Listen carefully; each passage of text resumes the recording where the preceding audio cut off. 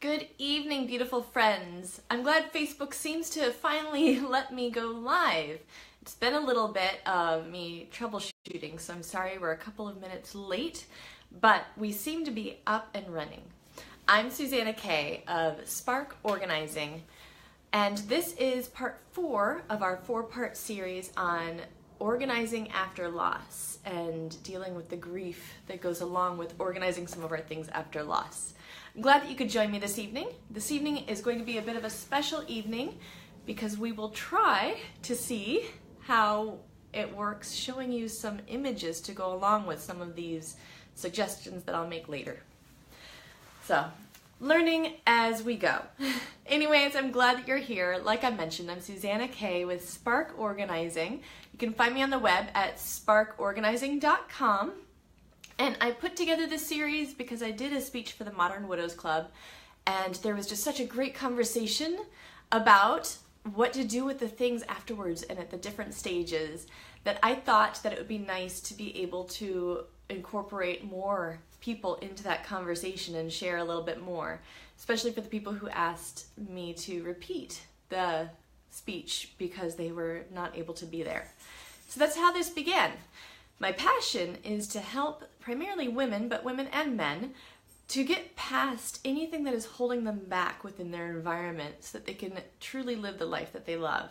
That includes overcoming clutter, overcoming problems with time management, procrastination, whatever it is that's holding you back and keeping you from living your full life and full potential. And that is my passion. This is a 4-part series. So part 1, we discussed some of the basics of the beginning of your journey.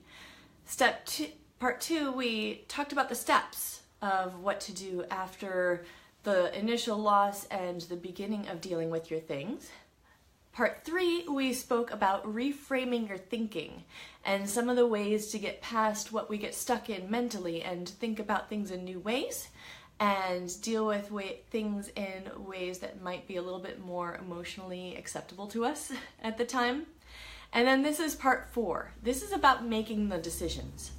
Making the decisions on keep or go, and with the items that are to keep.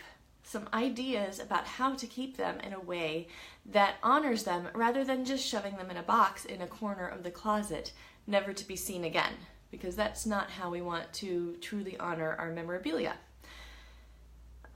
Please ask questions throughout this time.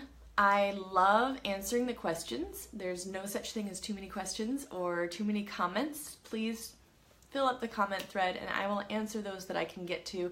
And if not, I will answer them after the broadcast. And if anything sparks an idea of an experience that you've had, we'd love to hear that too. Also, please share this with anybody that you know that might benefit from it if they have suffered from some loss and maybe are trying to go through some of those things. It'll help them possibly not feel quite so alone and help them realize that it's very common what they're going through. A lot of times the loneliness can be a bit overwhelming.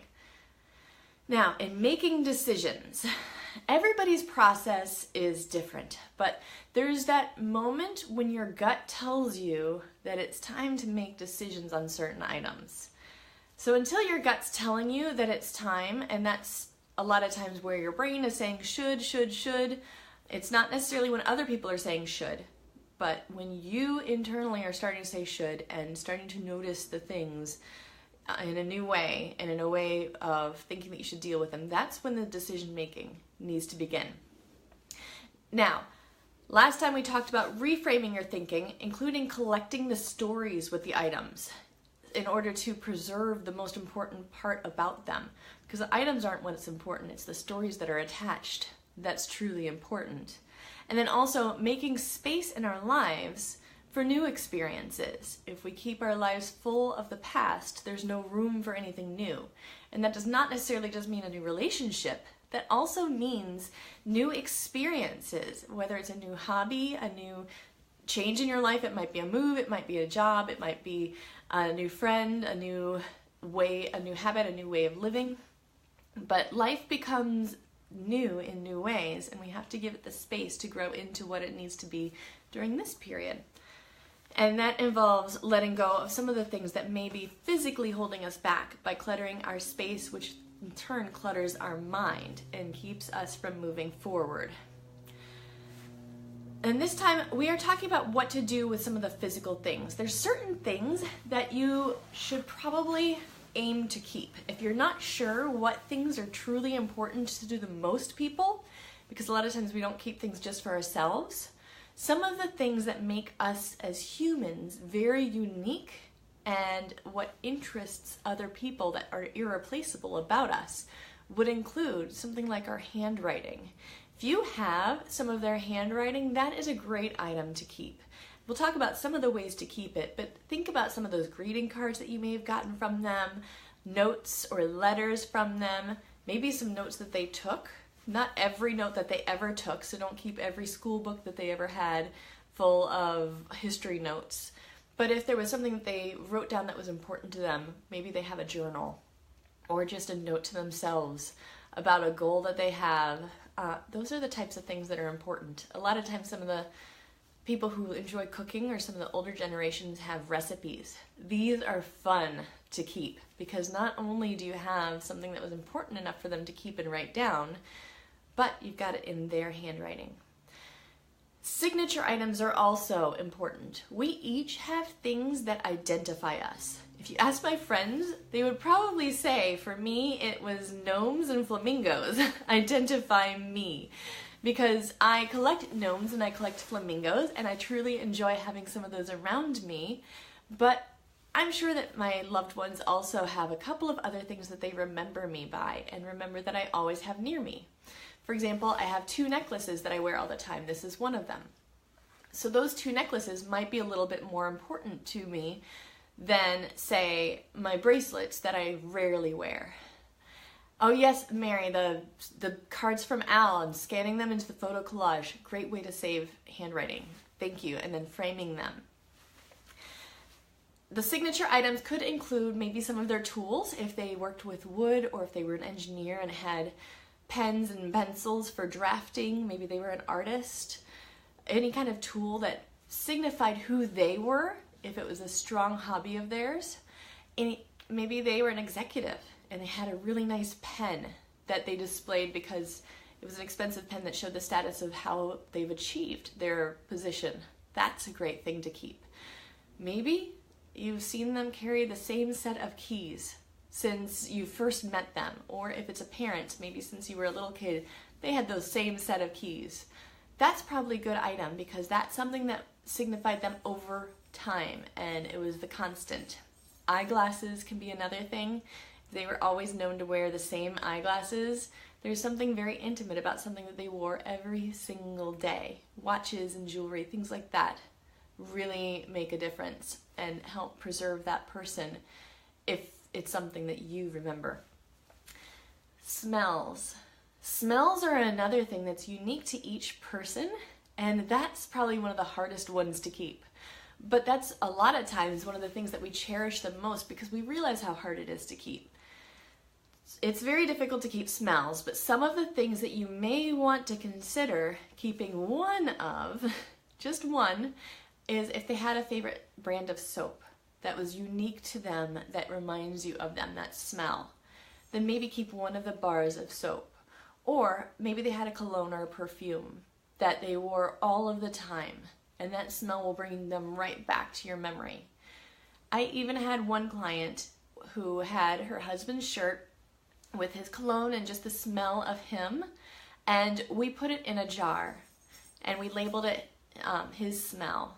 And inside that jar is the shirt, and whenever she wants to, she knows that she can open the jar and smell it, and the memories just flood back, and she cherishes that. And I'm sure at some point the smell will probably fade a little bit, but the jar does help a lot.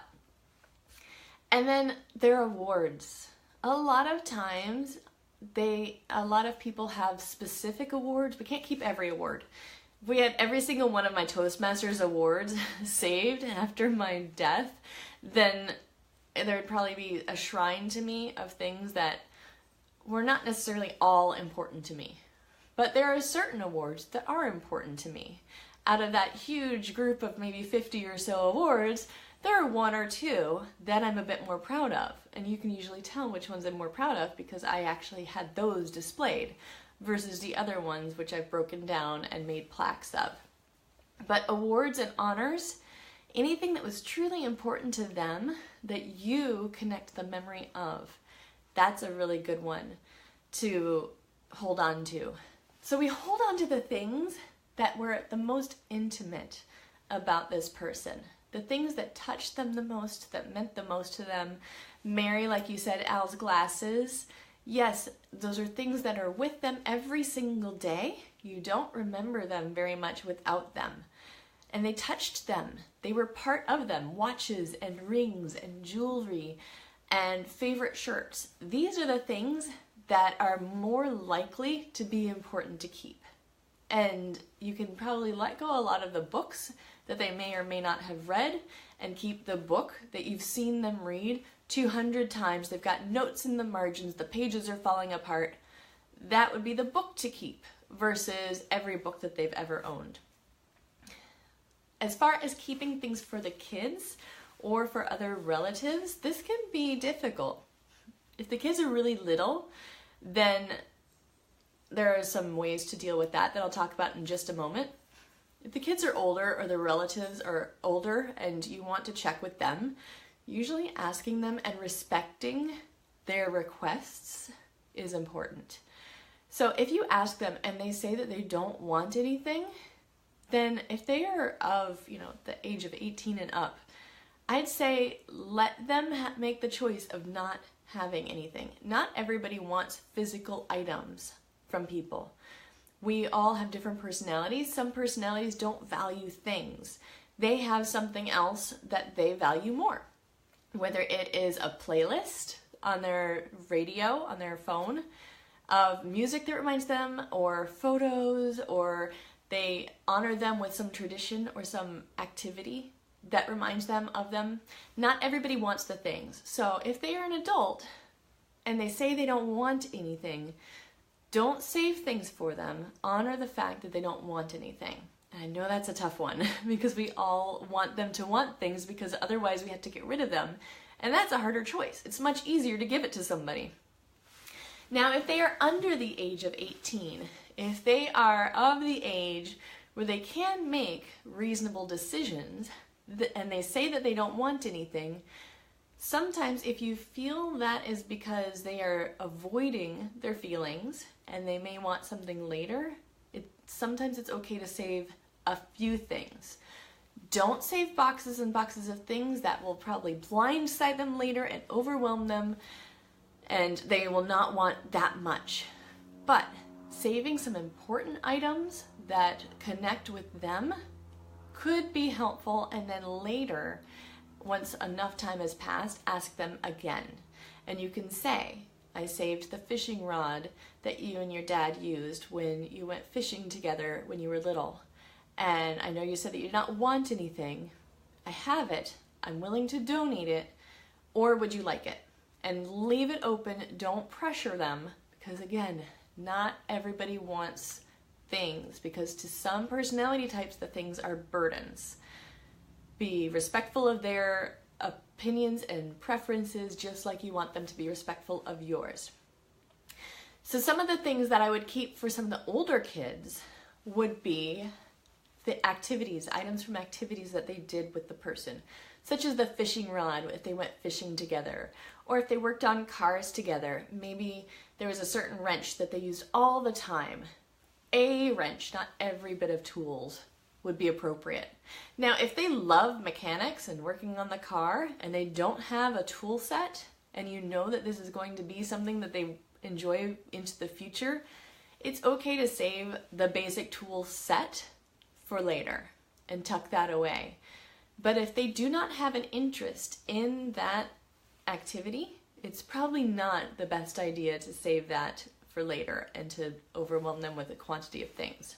Some other things that you can save for them are maybe items of clothing that you have pictures of the two of them together with the person wearing.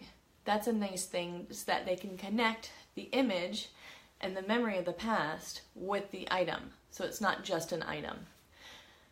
The awards and handwriting and the things I mentioned earlier are some great things to save. Also, saving anything that represents the person's ideals and values is really nice. So if they had maybe a Bible that they cherished and had notes tucked into the Bible and were devoted to it, then that's a great thing to save for later and ask later if they are interested.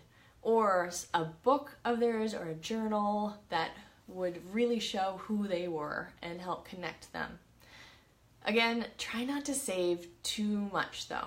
Save just what's important so then the person that you're passing it on to can tell what was truly important versus what was just somewhat interesting and kind of a bit of clutter other than that. And then for the really little ones who they might not have memories of the person with them together, it's really good to save things where there are photos as well. So the clothing is really good. If you have the shirt that's in the picture of them holding the child as a baby, that's a great gift. If you have something that they gave to the child, maybe they gave them a teddy bear, that's a great gift. All of those things that there's a photograph or a specific story that they can relate to, those are really good gifts because they might not have those memories of the person with them, so there's not as much to connect them. And again, save the story. There should be a reason why you're passing it on, not just the fact that the person owned it. If the only reason that you're passing it on is because the person owned it, then that's probably not a good item to pass it on. There should be a stronger reason than that. As far as when you do decide on the things to keep, I've talked about the onion where you will go through phases of purging, and at first it is leave everything in place, then you kind of get to the whole boxing up what you want to keep, and then you start to reduce the amounts in the boxes. When you've finally gotten to the point where you're down to more of those essentials and more of the keep forevers, that's when you can start to make decisions on what to display versus what to preserve. Now, we don't want to just leave things in boxes to possibly get damaged, because there's no point in keeping something if we're not going to honor it. If it's something that's important enough to keep, have it preserved by having maybe clothing dry cleaned and put into a preserved box, making sure that photos and papers are in archival quality boxes and protected, having high quality boxes to put things in. If anything is not going to be displayed, then it should be preserved. And then the better case scenario is to actually display it or incorporate it into your life. And there are so many fun ways to do this now. You don't have to do it all on your own. You don't have to be a crafty person. You don't have to even come up with most of these ideas. Pinterest is full of them. I'm going to give you a bunch of them before we go. And these can work for just everything, to all of your memorabilia. Some of these ideas can work for these. So baby clothes or vacation memories. Think about some of these in other ways as well. Although we'll talk tonight about them being specifically for somebody who's passed. So I mentioned create ways to incorporate them in your life or display them. So incorporating things into your life, if they had a favorite coffee mug that they drank out of every single morning, that could be a great pen cup. Or maybe it could become a little flower pot. And make it useful so you can actually see it every day and not have it add to the visual clutter. And that's a great way to honor it, is to give it a purpose, and a purpose in your home that's useful. Other ways to incorporate things, you can create things out of them. For example, if they happen to be a big boating person and they have one of those the boat ties, those metal little hooks, those make great towel racks. Or maybe they have a bunch of tools, and some of their tools might be a vise. You can mount that and make that into a book holder on the wall. There are a number of different ways to incorporate things in a useful way so you can use them to be part of your daily life. Plant holders are very easy. Pen holders are easy. If they have a briefcase or any type of a bin that you've seen them use a bunch of times, those are perfect to use for storage, and then you can see it all the time without it just being on a shelf. And then a couple of other ideas. This is where we get to some of the fun idea parts, and let's see if I can do this right. First time trying this. We'll see if it works. Some of the things that I've talked about that we should think about keeping include career items if they had a specialized career, and creating a shadow box or some kind of decorative preservation box is a great way to preserve some of these things. So if they were an officer, firefighter, military, part of the uniform in a protected bin, a protected display box is really nice. We've all seen the military displays. Shadow boxes are easy to find. Look on Amazon, go to Michael's or Hobby Lobby, and you can just create a shadow box very easily. So any career items are great. If you have photos that go along with it, it makes it even more important. Awards. I mentioned awards. Actually, let me do this and make this easier. I mentioned that awards are another really good thing to preserve. You can have a pillow made out of various awards that they've received. You could create a flip book of awards.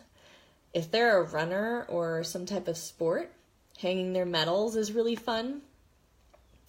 And even just if they collected pins or received awards, just a simple hanging, if you find pretty fabric, hang it on the wall, that works.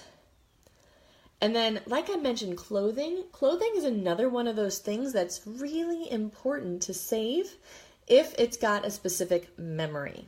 So if it's an item where they wore it frequently and you remember them specifically in it, or it was important to them, that's a good clothing item to save because it touched them. And there's something about things that touch their body for long periods of time and repeatedly that makes it more intimate and more important to us.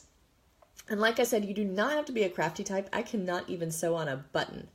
If I try to sew on a button on my shirt, it's going to pop right off. So I am not, as far as sewing goes, a crafty type. There are services that can do this for you if you're like me and can't sew worth a darn. But you can have a pillow made with different swatches of their clothing.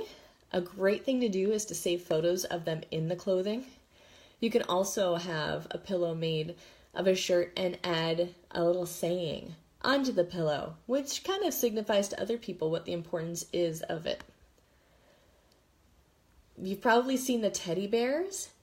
There's something nice, especially for children, about having a teddy bear made out of the clothing that they wore. This is something that's really popular on the internet to have people make for you, and then it's huggable, just like a pillow. It's nice to have their clothes where you can hug them and feel a little closer to them. So teddy bears are great for this. I've seen ties used in so many fun ways. This is a quilt with ties. I've seen tablecloths, I've seen aprons, I've seen Christmas ornaments. Ties are great if you have a strong memory of him wearing a tie. It's wonderful. Here is a cute apron. You can make an apron out of a shirt if you have any memorable shirts. And ornaments. These are great because you don't have to display them all year, but when you pull them out in your holiday decorations, they're really fun because it just brings back the memories. There's something that happens when we don't see something for a while and then all of a sudden we see it again. And it's kind of like Christmas, just opening up the decorations. I'm sure that we've all had that feeling where you open up the box and you'd forgotten what was in there, and it's exciting. Of course, it's just what you love in your style and so cute because, of course, you picked it out, but you'd forgotten that you owned it. And this is one of those things where if you have several ornaments made out of different things, and you can even make ornaments out of some of their jewelry, you can make an ornament out of their glasses, and it does not just have to be Christmas.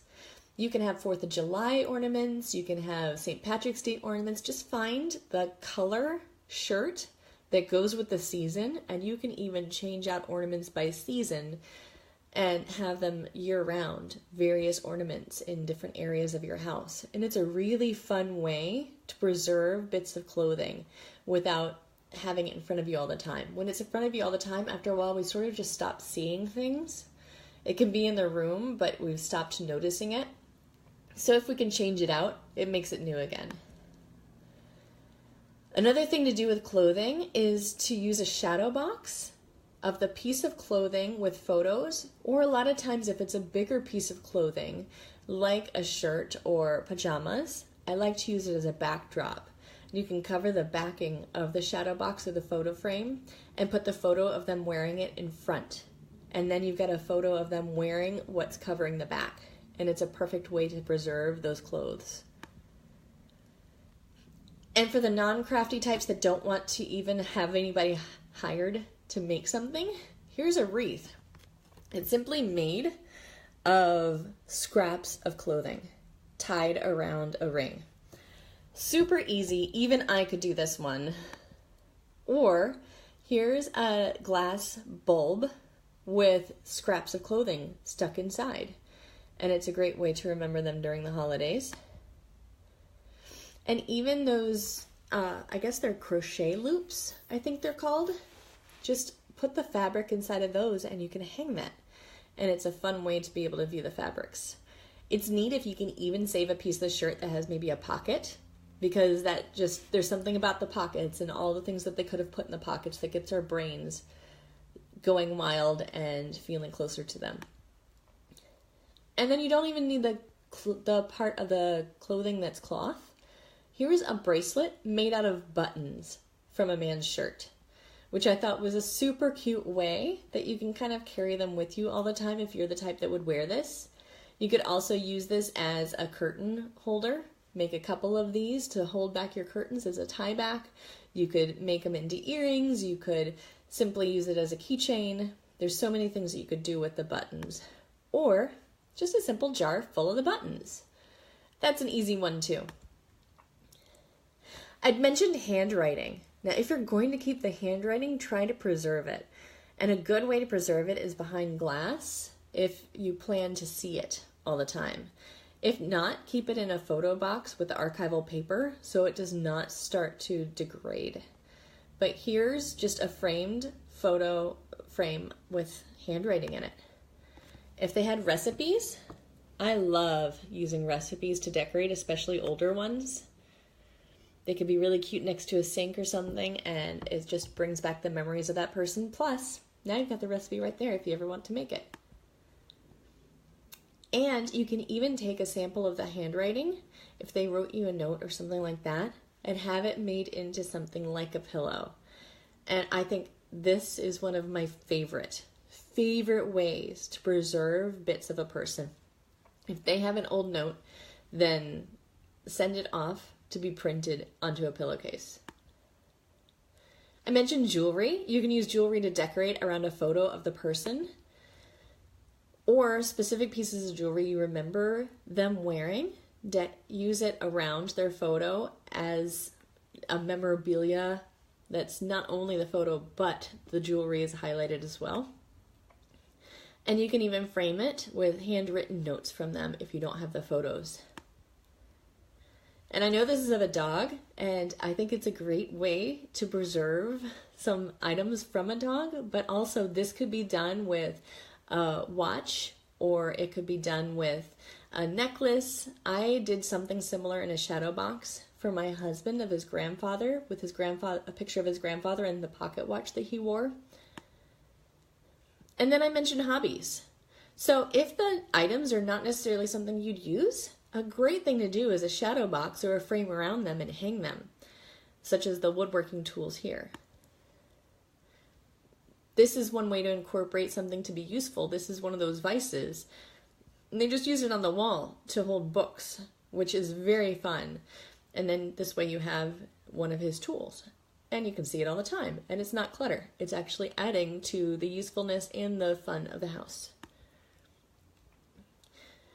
As for some more of their hobbies, if they were a runner or something where they had papers, a shadow box, and just fill it with their awards, that can be a lot of fun. If they have concert tickets and movie tickets, if that was a big thing for them, or maybe they played guitar or some kind of musical instrument, you could keep the guitar picks. You could keep reeds if they played woodwind instruments, their sheet music. If they had a hobby, this one is of a dancer with her little ballet shoes and her award and her photo. Or you can even use pieces of their hobby to hold other things. This is simply a bicycle wheel from a bicyclist and tucked into the spokes. It holds some of the pictures and memorabilia of them. And sometimes it's just miscellaneous stuff that reminds you of them. These little wooden boxes are something you can find at Michael's, Hobby Lobby, Amazon, and you can create a box that when you open it, it has a bunch of things that just remind you of them. You can do the same thing with a glass globe, or this is a cake holder, just a glass cake holder. And it's a perfect way to keep dust off of stuff and make it look intentional. We don't want things to get damaged by dust. So threads, candies that you remember them eating all the time, a photo of them. There are various ways that you can do it. This is just in a jar. Or you could get one of those wall shadow boxes and tuck a bunch of little things that remind you of them into it, which is a fun way. If they had a bunch of things that they were known for keeping in their pockets, for example, this is a good one. This is actually a briefcase. So if you have their briefcase, it can be used to hold books or be a storage display as well as memorabilia. And then there's always the glass top table is a good way to be able to display things, and you can change out the display while still having something useful in your living room and it's not going to collect dust.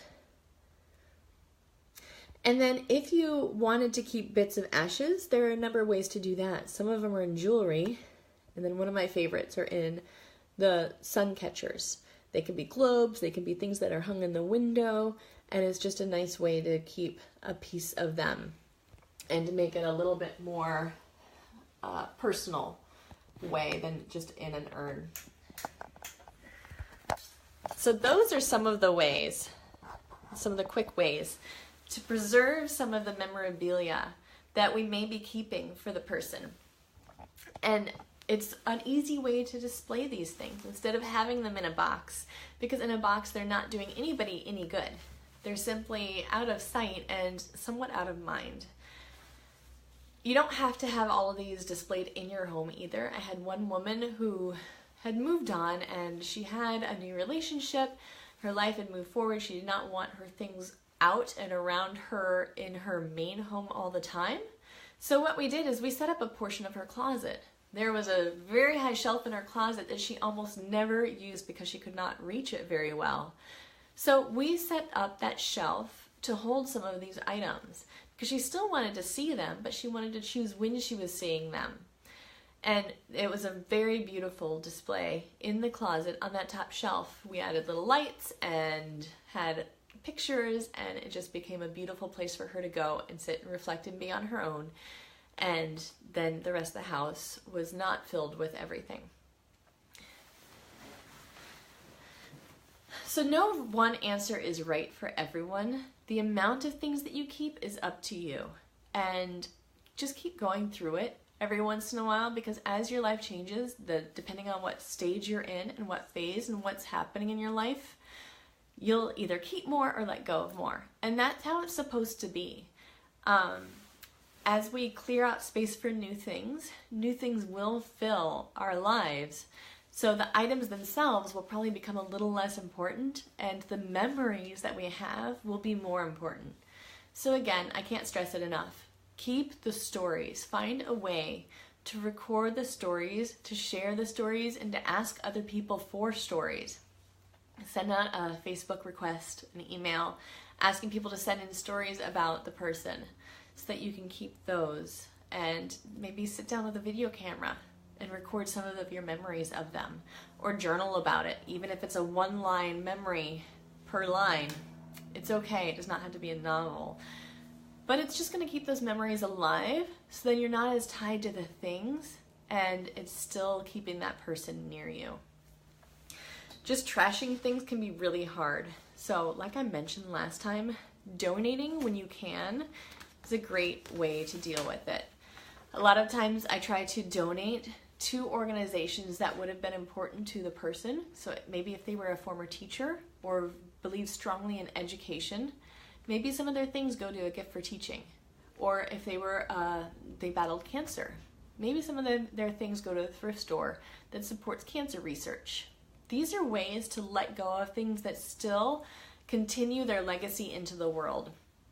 And also, if it's something that you're not enjoying anymore and it's just in a box, it's much better to let somebody else enjoy it and really get some use out of it and have joy out of it, rather than it sitting in a box.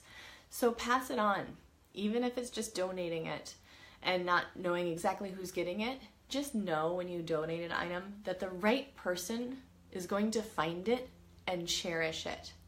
And that's what we want. We want to spread the love of that person into the world and continue their story and share them with the world still.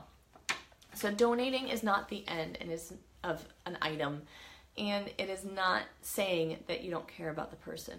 It simply means that you are continuing their story into the world and keeping what you cherish most and what you use most. Now, if you're having a hard time of letting go of things, I think we mentioned before, sometimes it helps to take a picture of the item. You can have an entire digital photo album of just photos of their things, and you can let go of the thing once you've taken the photo sometimes. It's a little bit easier. So just try that. If you're a little hesitant, things like yearbooks, feel free to scan them and just keep the digital copy and let go of the original, because that way you still have the essence of what it is. And then think about yourself. Think about your own relatives and what you're leaving behind and what you're leaving for them. This is also probably a good time to really think about what we are leaving for other people, and maybe reduce some of what we own just down to what's essential, and recording our stories and letting people know what's important to us. So that way when we're gone, they don't have to deal with excess. They know what's important, and they know what the stories are that are attached to the things. And then they can make decisions better. Scan things, declutter, record the stories of your things. Just make sure to really think about during this time what other people are going to be inheriting of yours and what's really important. Well, I hope you enjoyed this series. As I mentioned, this is the last part of the Greece series. If you missed the other portions, there are 3 others. They are on the Spark Facebook page. And I would love to hear what you thought of the series. If you have any questions, please post your questions. Share this. I would love to have people continue watching it, because this will post as a video afterwards. So if they've missed the live version, that's okay. They can still catch the videos if you share the video after this is posted. And also, I'd love to hear if you enjoyed the series, if there are any other future series that you would like. And yes, Mary, I can imagine 10 years to go through your parents' things. That sounds about right. Sometimes it takes 10 years, sometimes it takes 20. And there are a number of people who have just saved everything and left it for their next of kin to deal with. And I hope that those of you out there who are struggling with it, don't do it alone. Get some help in going through some of these items, because we don't want that for our kids and our relatives to have 2 generations worth of things to go through. That would be very overwhelming. And there is help out there, whether it's from an organizer or just somebody that you trust at your church, or somebody that you trust as a friend who's not going to push you. Find somebody to help you out. And we'd always love to help you if that's something that you find that you could use, even virtually. I do the virtual organizing and idea sessions with people, and even just having somebody there on the screen, it can help a lot. Anyway, check me out at www.sparkorganizing.com. Follow me on Facebook for some of the other Facebook Lives that we have. Tomorrow at 11 Eastern Time, we have our Productivity in Office Live. This is an ongoing series, so it does not have an ending. I hope to see you tomorrow at 11 a.m., every Thursday at 11 a.m. And our home series is Tuesday evenings at 8 p.m., where we talk about home organizing and all of those ideas. I love you all so much. Please comment what you found most useful about this series in the comments below so that I can continue to craft series that I can help people with. That's my goal. I just wanted to make it useful. So please let me know what tidbit you took away or what thought or item was most helpful for you. Thank you, Mary. I'm so glad that you found that it's been helpful. And I hope that you all have a blessed evening. Good night, Mary. Good night, everybody. And I will see you soon. I love you all.